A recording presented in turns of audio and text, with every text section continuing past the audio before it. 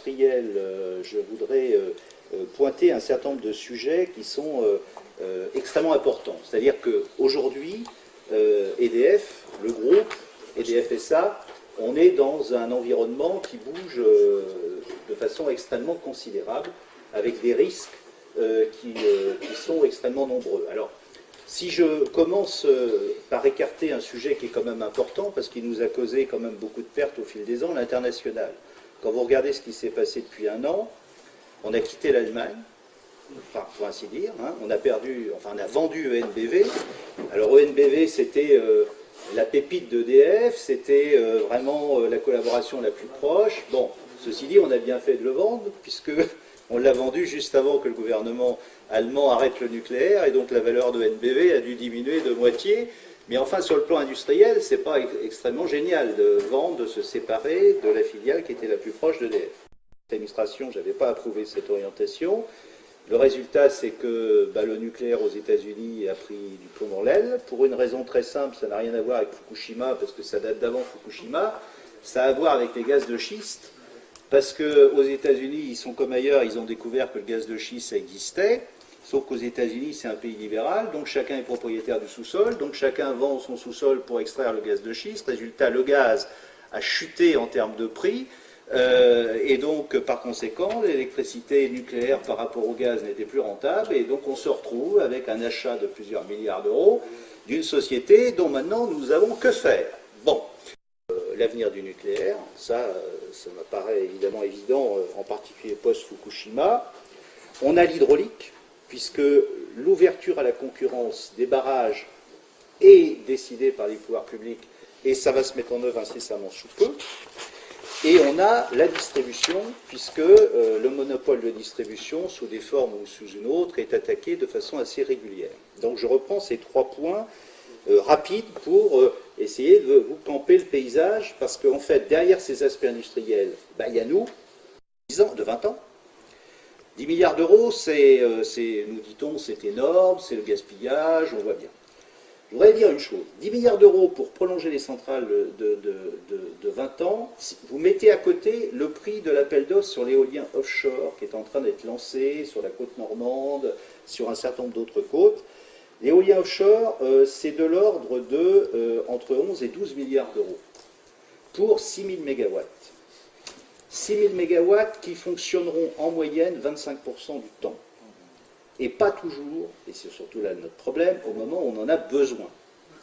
Et tout ça avec des coûts sur les factures qui vont être de l'ordre de à peu près 10 centimes d'euros, 10%, excusez-moi, de la facture en plus qui est financée par ce qu'on appelle la contribution, la CSPE, la contribution sur le service public de l'électricité, qui figure sur la facture des gens et qui sert à payer le surcoût des énergies renouvelables.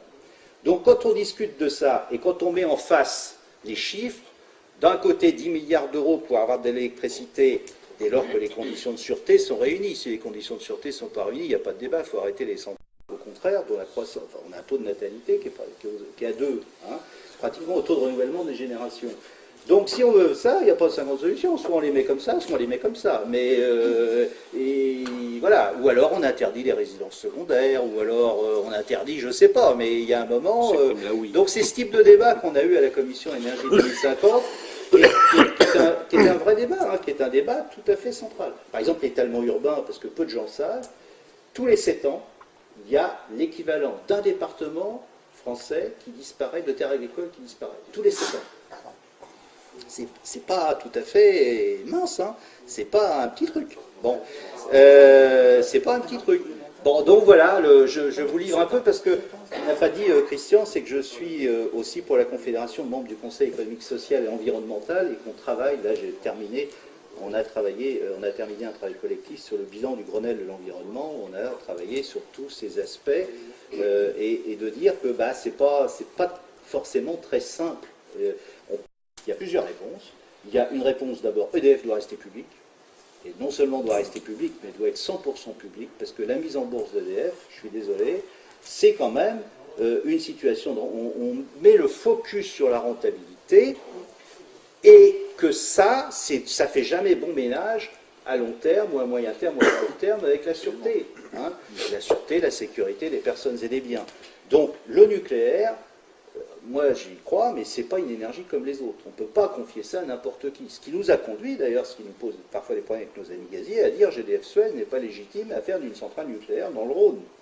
Parce que c'est privé. Bon, voilà. Et on n'a pas envie d'avoir une centrale privée, même s'ils sont au même statut que nous, même ainsi de suite. Mais parce qu'on ne veut pas de capitaux privés dans ce truc. Ça a aussi d'autres conséquences. C'est-à-dire que la sous-traitance que vous vivez ici sur les prestataires et mais dans le nucléaire, il y a 20 000 prestataires en permanence. 20 000 dans la maintenance. Et ben, ça veut dire qu'il faut ici qu'ils ont des conditions de travail qui soient améliorées par rapport. Alors l'idéal, ça serait de les réinternaliser. On a commencé à faire certains trucs. Par exemple, des métiers qu'on avait pu, ou très peu, comme robinetier, soudeur, ainsi de suite. On a recréé des postes statutaires pour ne serait-ce que pouvoir la compétence qu'on perdait. Mais il faut aller plus loin, et à tout le moins avoir des garanties sociales chez les prestataires qui soient des garanties. Et donc, résultat, c'est que le Sud, il faut qu'il compte sur les pays alentours pour fournir, y compris la France. Ce qui n'est pas incompatible avec le fait que la France puisse importer aussi à un moment donné, comme c'est le cas aujourd'hui. Hein. Rien n'est incompatible là-dedans. Mais en durée, en période, c'est comme ça que ça se passe. Donc évidemment, moi, si quelqu'un il arrête et puis il se fiche de ce qu'il y a à côté, puis il dit finalement le bouclage de ma production c'est fait par le voisin, si tout le monde... Alors ça marche s'il y en a un qui le fait. Mais si tout le monde le fait, ça ne marche plus. Parce que si tout le monde compte sur le voisin, bah, il y a un moment, ça fonctionne.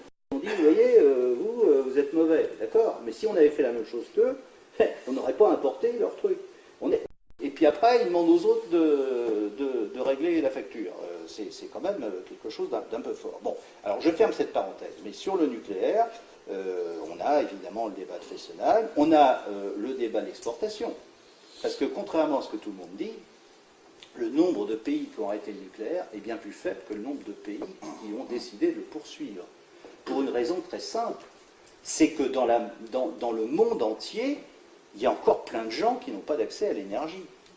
Et que nous, on a un raisonnement de pays riches, mais quand vous allez, enfin, ceux qui vont en Chine, aujourd'hui, chaque jour, il y a une centrale au charbon qui est raccordée au réseau en Chine. Mais le gouvernement en 2004 est passé.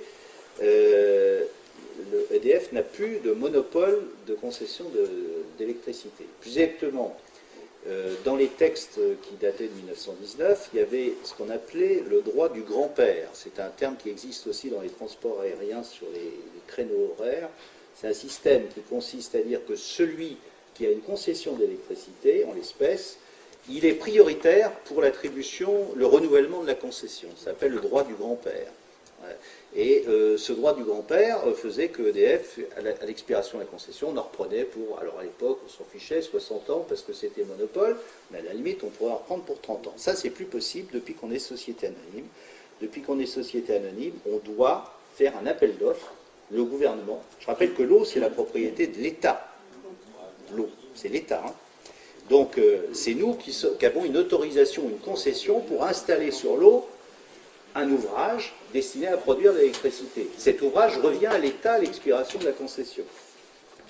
Et donc, ce que les pouvoirs publics ont dit sur menace européenne aussi, c'est de dire que ces ouvrages, lorsqu'on arrivera à la fin de la concession, ces ouvrages seront remis sur le marché par appel d'offres.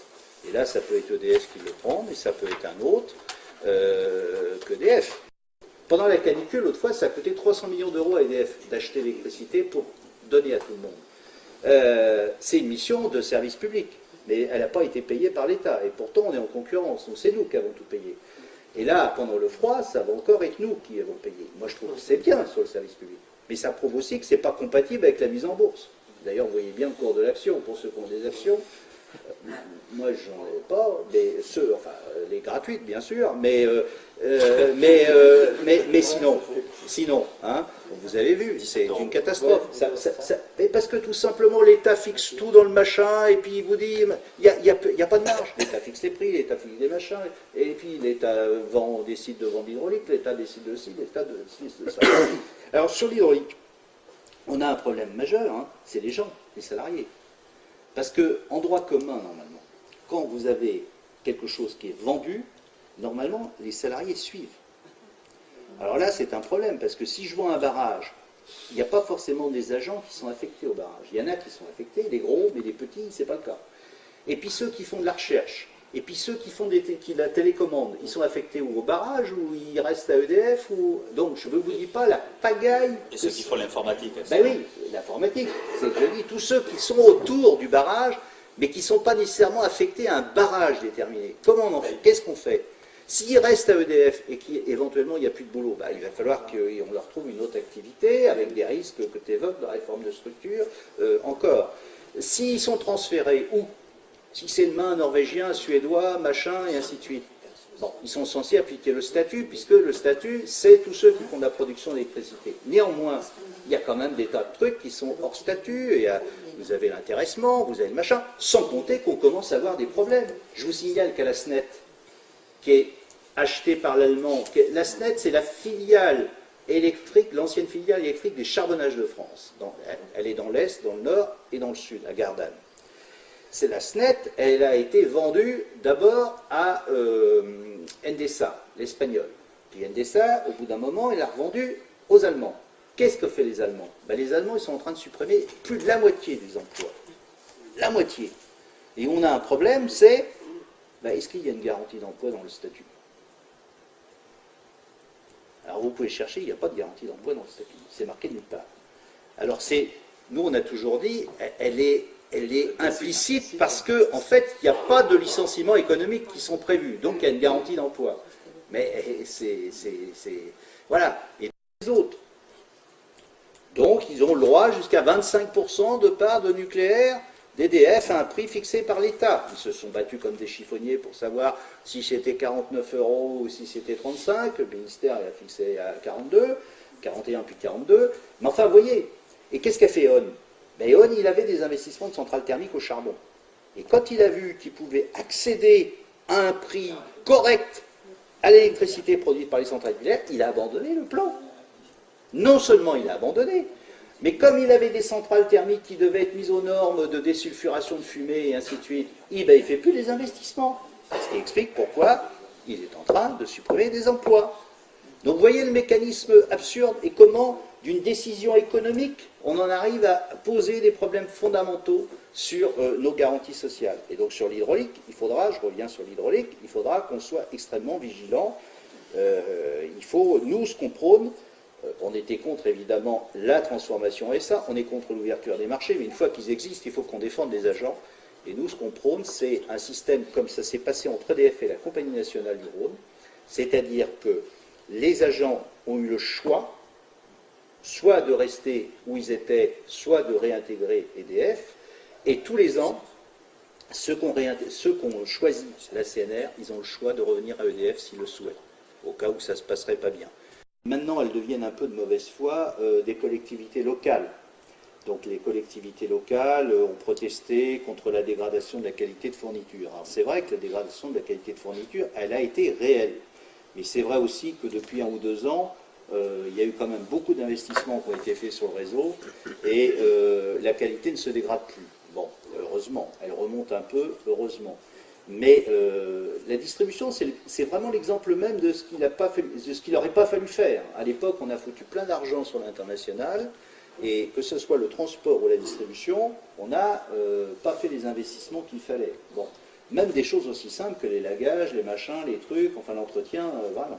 Et donc le résultat, c'est que ça s'est dégradé, et qu'au bout d'un moment, il y a un moment où le système il peut continuer à fonctionner, puis il y a un moment, c'est trop. Et puis là, on a vécu ça avec des risques, parce que les collectivités locales, maintenant ce qu'elles disent, la Fédération des collectivités locales, elle dit, si ça continue comme ça, moi je reprends en régie la concession de distribution. Autrement dit, elle dit que dans ce cas-là, la concession, au lieu d'être donnée à EDF, elle serait une concession communale.